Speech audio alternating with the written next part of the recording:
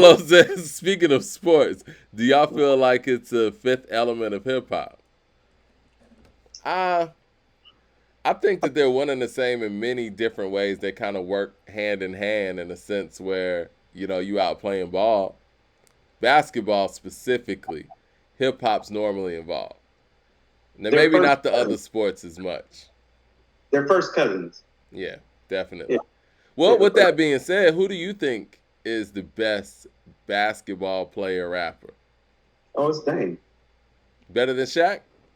Yeah, He ain't it's got the Dame. records. He doesn't have the records, but he's got the spit game. But I Okay, mean, so are we honestly, gonna just totally just ignore that Shaq got the records?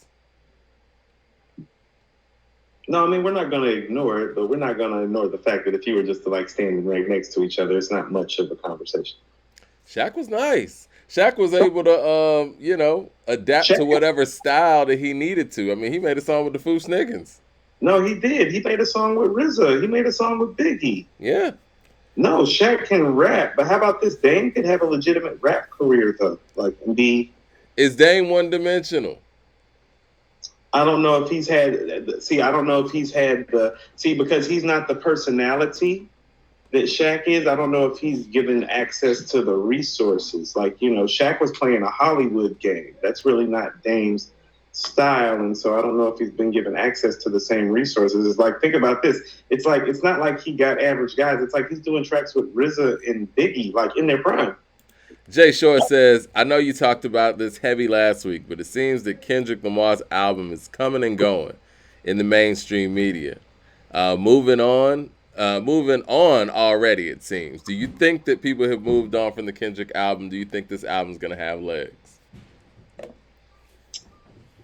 I don't question the artistic merit. I question the replay value. So if you're going to tell me that it's going to come and go in terms of people talking about the songs over and over again and the replay value of it, that's not going to surprise me. If you're telling me it's going to leave like the media and the music and the hip hop fodder, then that would surprise me. Damian Jones says, unpopular opinion, the off season is better than the new Kendrick album. What do you think about that?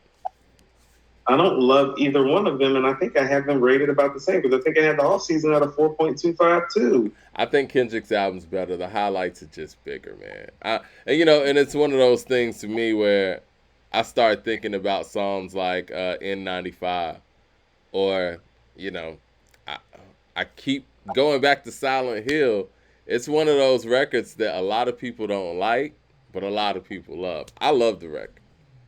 See, but there are too many records on that album like that. At least on, like, okay, this is what I mean about connecting. The stuff on J. Cole's album on the off season that you like, well, everybody likes Let Go My Hand and Pride is the Devil. Right. You get what I'm saying? Like, we're not having no discussion or back and forth about it's dope or what it was, the freestyle that he did. We're not having conversations about whether those records were dope or not, though, Mike. You feel me? So when people say the off season is better, it's like, well, you don't question the dope tracks on here the way you do question the Kendrick album. I'll tell you something, like it was good to not have to literally spend like dedicate my time to rating an album. Like when I mean dedicate my time, it's like rating Kendrick's albums. I literally had to dedicate like 3 or 4 or 5 days of my life to it. It was good to listen to 2 albums today and be able to just listen to them 2, 3 times a piece and just rate them. Mm. There's LP. something to be said for that. That's all I keep saying is like there's nothing wrong. We shouldn't have say to this try again. so hard, right? Right. When you go to the Louvre and you see the Mona Lisa, you have to understand that it's like, well, there's a whole art gallery there. And there's another art gallery right up the street that actually got more like replay value with the art outside of that one painting. And so, like, I'd rather go to the Orsay than to the Louvre. And that's all I'm saying is it's like, no, it's beautiful. Take me up the street where all the excitement's at. LP says Brambleton is better than everything on the K Dot album. Damn. I told you Brambleton might be song of the year, but I mean, Ryan Gillum says, do you guys have any favorite hip hop rock albums? My favorite is Limp Bizkit's first 2 albums. Not Limp Bizkit. Oh man, we're going back. Rock rap albums, do the Beastie Boys count? I was gonna say check my head, but yeah. Yeah, I mean, License to Ill would fall in that framework.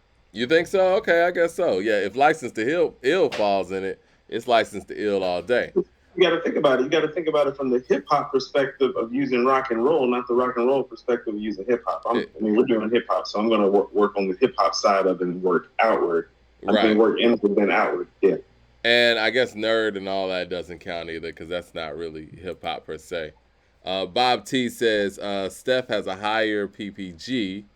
I'm sorry, higher point per game finals than Kobe, Wade, and Bird. But according to you guys, Steph doesn't live up to the playoffs. Live up to the level in the playoffs. Sorry, tongue tied. Listen, it's different, man. A lot of these stats that you guys are talking about are garbage minute stats. And when you got Durant on your team and you're probably blowing people out, he's probably just running the score up. It's like, that's when you got to rely on the eye test and what you see. Forget the points per game. Where are the heroics? And I bet you he doesn't have more finals heroics or playoff heroics than Kobe, Wade, or Bird. Well, I was about to say, it's like, well, I bet you like he has more than like Olajuwon. Okay, so it's like averaging more points doesn't mean you came through when it mattered most. It's like Dwayne Wade had one finals appearance where he literally in 4 straight games averaged about 38 points. And like we've never seen Steph do anything. And all those people he named, they have finals MVPs on their belt. So what's the problem? They do actually in Bird and in Kobe's case multiple in spades. Right. Yeah, in spades and rings in spades and in Kobe's case more rings than him. And also too like with Wade's point per game average, understand that like his average before those last 2 finals appearances is right where Steph's was at. So like that's some age and attrition right there. With Bird, people have to understand the first final Bird played in was his, I believe, second year. Or it was either, it was his second year because Magic won his first year and he averaged 11 points. The other finals, he pretty much averaged what he, would average. And in Kobe's case, didn't Kobe play in 8 finals? Yeah. Let me know what Steph's average looks like after he's played in 8 finals. LP says, it's a piece. What he said? It's a piece I only need to see once. Yes. Talking about art. Jay Short with the super chat says, I can't remember one iconic Curry playoff moment. Me neither, sir. But again, he's still in the prime of his career. I guess we would say he hadn't hit a cliff or anything. So maybe we'll get those moments. If we're going to get those moments, this year would be a good year to get them, right? How about this? Here's what I will tell you. In order for them to win the championship this year, he's going to have those moments because I'm going to tell you what. He's, by legend, the best player left in the playoffs, and he needs to play like it for his team to win because technically he has the best team left and he's the best player and they have the most experience. And so anything less than him winning right now because of who's left would be coming up small to me in my estimation because you can't, I mean. Hold on one second. Keep going. Like, look at who Durant's lost to. Like, Durant was lost to, like, LeBron and got hurt. You know what I mean? Isaiah lost to Bird in the Eastern Conference Finals and lost to Magic. It's like you can't lose to Luka. You can't lose to Jimmy Butler. You can't lose to Jason Tatum. You know what I mean? Like, you can't lose to those guys and be held in the category that you're in. Not right now. Not at this stage. Not when you got Clay and Draymond and Jordan Poole and Curry's your coach and you all have had this system and this legacy and you've already been to 5 finals. Like, y'all see how Jimmy Butler's playing right now, right? Y'all telling me that Steph is upping his level to that? No. Let's be real. You know what I'm saying? And honestly, with the legend that everybody gives Steph, I think we all would say that Steph's a greater player than Jimmy Butler, right? So what's the issue? Well, he's going to have to play like it in order for them to win the championship is what I'm saying. But he's going to have to play like it to get considered with some of the all-time greats who actually did play like that whenever they were in those situations. Well, here's where you are correct about him. He has played in 5 finals, and I don't care what anybody has said. He is yet to play in any of those 5 finals like the clearly all-time great and best player on this team. Oh, straight up. Straight up. He is not. He is not. I mean, like Kevin Durant, for obvious reasons, for what, 2 or 3 of those finals? But the first finals, well, he didn't play like the best player necessarily. He averaged 24 points, and he might have been the best player, but it's like, like when you play in a manner that make people think that the best player on the other team deserves MVP, you haven't played well enough as the best player on your team. Well, the thing that messed him up in that series is obviously, Kyrie went down, and then Dellavedova jumps in. Nobody's even heard of Dellavedova, and Dellavedova's out there busting his ass for the first 2 games. Now, granted, he recovered. For 2 games. Huh? No, but I'm just saying, that should have never happened anyway. You know what I'm saying? You're an all-time great player. Even in that one series where Tyronn Lue did what he did to Iverson, that was one play. Iverson busted his ass the rest of that game. Man Nan with the super chat says Curry was always carried in the finals by others. I think this is what I will say. And Curry's great. I don't think there's anybody who's camouflaged by the greatness around him in a way that people don't recognize it clearly like Curry has been. And it's not like he went and teamed up, and I think that's the thing too, because we're in an era where a lot of people team up and develop super teams. They organically develop their super team for the most part. And so it's like you don't even realize how much help he has. I mean, even when you look at how Wiggins was able to step up, even though Jordan Poole didn't have it going the other night. Steph didn't have it going the other night. Klay didn't have it going the other night. But Looney and Wiggins were able to carry the load. They got players, man. No, hey, real talk. I think I think we're going to look back on like Durant leaving as like one of the most foolish things that ever happened, like the both of them, because it's like, man, like wasn't nobody about to beat y'all. No. Like period. But like, Durant was going to have to. They could have went on a legit modern day Boston Celtics type of run where it's like they would have won so many rings. It wouldn't have mattered who you said was the best player or the front runner of that team. Like Steph would have eventually got some of those MVPs in. It's like Bill Russell won 11 rings. He didn't win like 11 like MVP awards. You know what I'm saying? Jay Short says Curry is the greatest front runner in NBA history. Nas the GOAT says in Steph's career in the postseason, he's averaged 26 points a game, 6 rebounds, 5 assists. 40% from 3, 45% from the field, and 90% from the free throw line. That's lower. What do you want? He does. Like that's lower from the 3 and from the field, and technically he's usually considered to be about the greatest free throw shooter of all time, so closer to 92, 93% typically. So like he's not putting up at the same level. We're gonna get to some hip hop, I promise, guys. But this is a good discussion. But you're making our point for us. It's like it's good. Mad Max says, Mike better respect Steph. Luka just a white Paul Pierce with Steve Nash vision. And you acting like he was going to beat the Warriors. Listen, man, we're only 1 game in. Y'all might want to relax. Because he walked out of that game 1 smiling like the Shining, man. LP with the super chat says, Durant got swept with Kyrie. He's never going to get over that. Harden bounced with Embiid. CP3 lost with Booker. Westbrook missed the playoffs with LeBron. Y'all tripping. Those are all great points. But I think that the thing is, when it comes to Golden State, they have a foundation. They have guys who played together for a long time. They actually drafted young pieces in that fit in with the culture as opposed to just trying to snap in new pieces. Brooklyn doesn't have a coach. Kyrie already told you they didn't need a coach. Chris Paul and Booker, I mean, let's just keep it real. They just choked, collapsed on an astronomical level. Chris Paul has been known to do that over his career, and I say that respectfully. Harden and Embiid, they just got together, and Harden's a choke artist too. Let's just be real. I mean, first of all, Harden's whack. Like he shouldn't even be in this conversation. He's whack. I want people to understand this. Is like, okay, so Steph has played great in the finals. But when you watch Steph play great in the finals, he's been playing in the finals while LeBron and Durant have been on the court. And so here's what it's looked like. Top 2 or 3 player on the court. Top 5 to 10 player on the court. Top 20 player on the court. Because that's what his game looks like when he plays all-time great versus all-time great players look on the court. So it's not like he's not all-time great in the finals, but Durant and LeBron have been on the floor. So he's been the 3rd best player on the floor. Kyrie outplayed him. in that That, Cleveland series. that was abbreviated, so we don't even have to go to that. We can just go to the LeBron and Durant thing. It's like, have you not been the third best player on the floor in all these finals where all three of y'all were on the floor? Correct. Mad Max with the super chat. He says, "LOL. Steph's first NBA Finals appearance, everybody acted like he was so bad, and he was a better performer than LeBron in the first two final appearances.